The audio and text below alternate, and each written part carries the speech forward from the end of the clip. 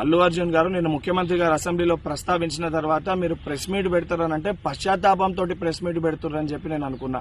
ఎందుకంటే సంధ్యా థియేటర్ సంఘటన జరిగిన తర్వాత ఆ సంఘటన మీ దృష్టికి వచ్చిన తర్వాత కూడా మీరు ఈ రకంగా మూవీ ఎప్పటి వరకు చూసిర్రు, ఎప్పటి వరకే క్లాప్స్ కొట్టిర్రు, వెళ్లేటప్పుడు మీరు అభివాదం తెలుపుకుంటూ వెళ్ళినరా లేదా మీరు ర్యాలీగా వెళ్ళినరా, చాలా క్లియర్ గా ఫుటేజెస్ కనబడుతున్నాయి.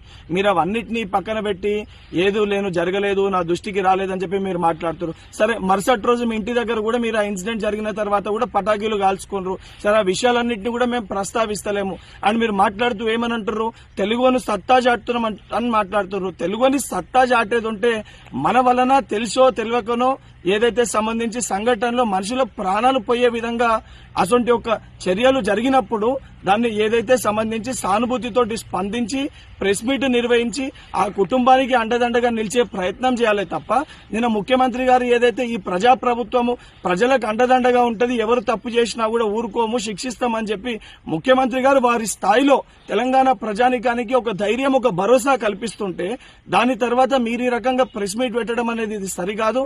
ఇప్పటికన్నా మీరు మాట్లాడిన మాటలపైన మీరు ఆత్మవిమర్శ చేసుకుని మీరు మాట్లాడిన మాటల్ని వెనుకకి తీసుకోవాలని చెప్పి డిమాండ్ చేస్తున్నా.